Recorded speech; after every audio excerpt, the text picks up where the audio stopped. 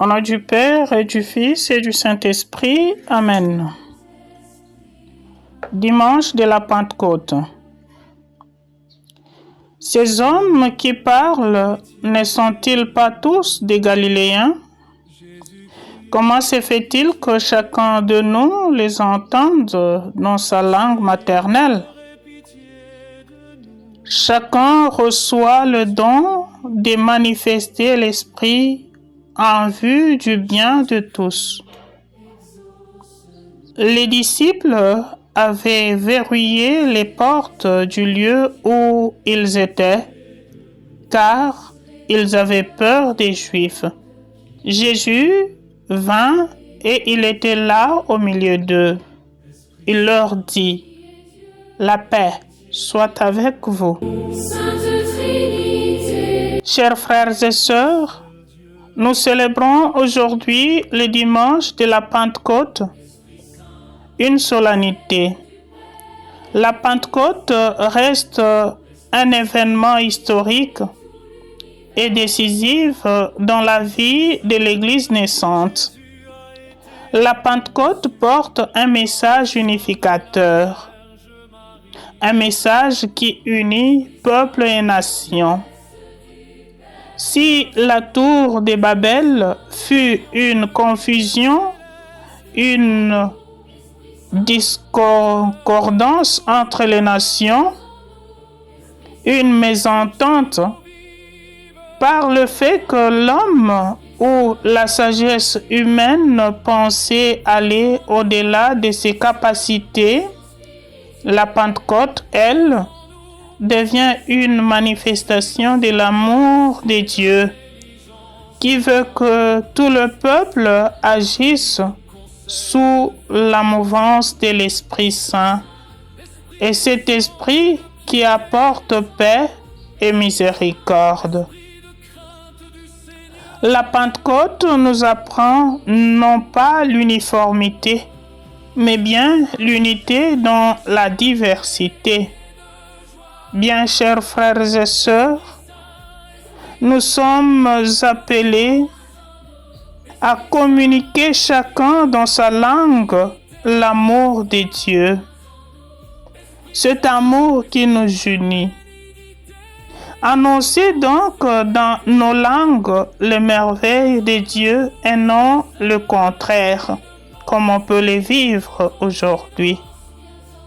L'avènement de la Pentecôte est une interpellation pour nous, dans le sens où nos origines, tant linguistiques que territoriales, deviennent de plus en plus un motif de division,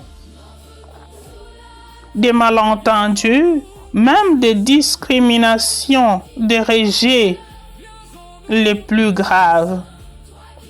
N'oublions pas, chers frères et sœurs, que nous sommes une nation sainte, acquise au prix du sacrifice de la croix de notre Seigneur Jésus-Christ.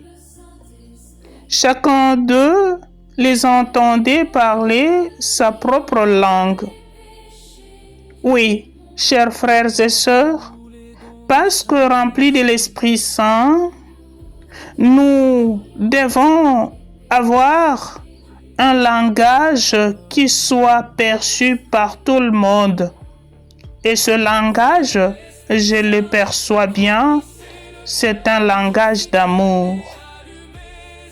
Chers frères et sœurs, vous vous souviendrez que l'amour n'a pas de couleur, l'amour n'a pas de tribu. L'amour est amour, même dans les enfers. Même devant nos ennemis, l'amour reste amour. Même devant ceux qui nous haïssent, l'amour demeure. Il n'est donc pas question d'inventer un langage que les autres ne pourront entendre, mais bien de répandre la paix dans le monde, la joie dans la famille, dans ma famille, dans ma CV, ma paroisse, Ainsi donc, ma vie doit être un motif de joie pour mon entourage. Voilà en quoi consiste ce langage universel. Que les gens qui nous entourent trouvent en nous un rempart, un appui, un artisan de paix. Malheureusement, dans nos communautés aujourd'hui, nous pouvons trouver quelqu'un parlant en langue pour diviser, mettre en tension parents et enfants. Et le résultat est que les enfants, malgré eux, se trouvent sur la rue. Sans oublier les parents qui sont abandonnés à leur triste sort parce que l'esprit a dit qu'ils sont sorciers ou autres.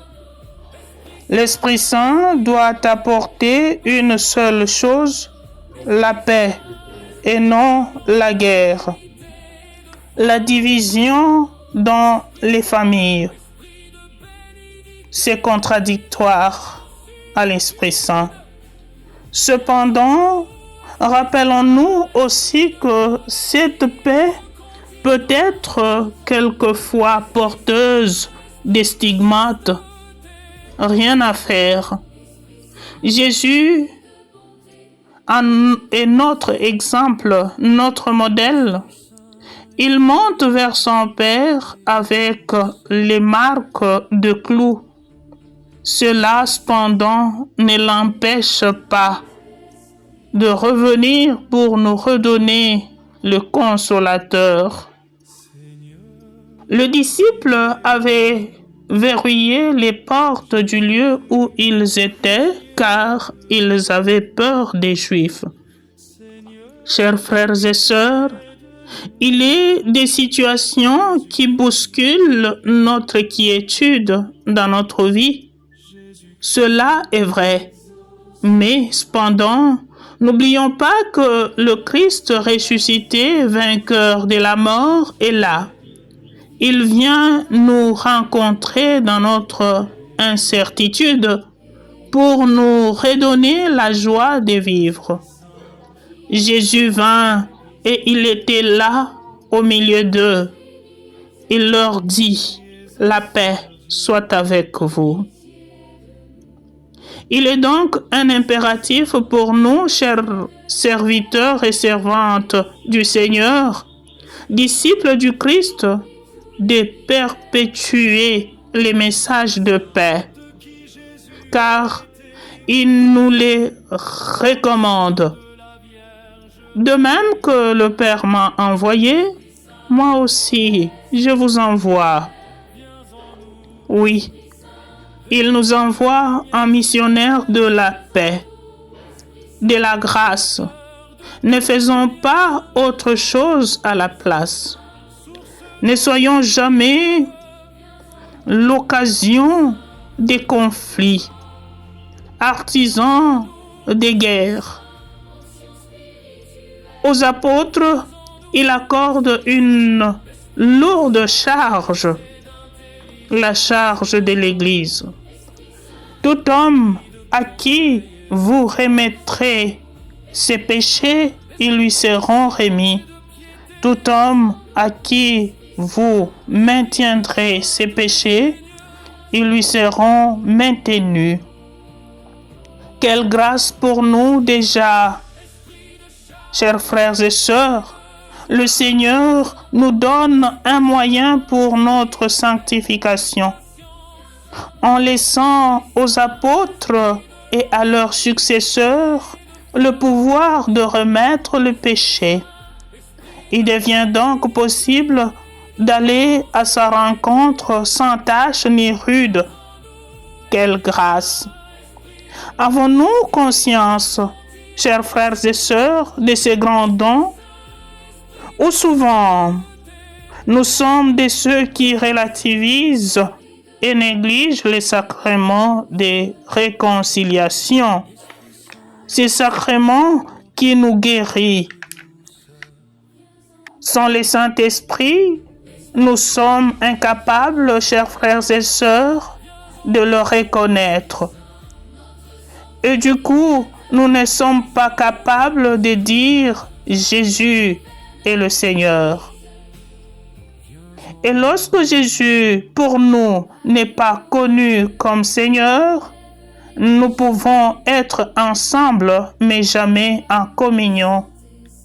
Ce qui est paradoxal, car nous formons un seul corps dont les membres, malgré leur nombre, ne forment qu'un. Malgré nous, malgré nos différences, dans nos cultures ou dans nos langues, nous sommes unis dans le Christ Jésus. Prions donc, frères et sœurs, que l'Esprit du Seigneur toujours nous illumine et nous guide.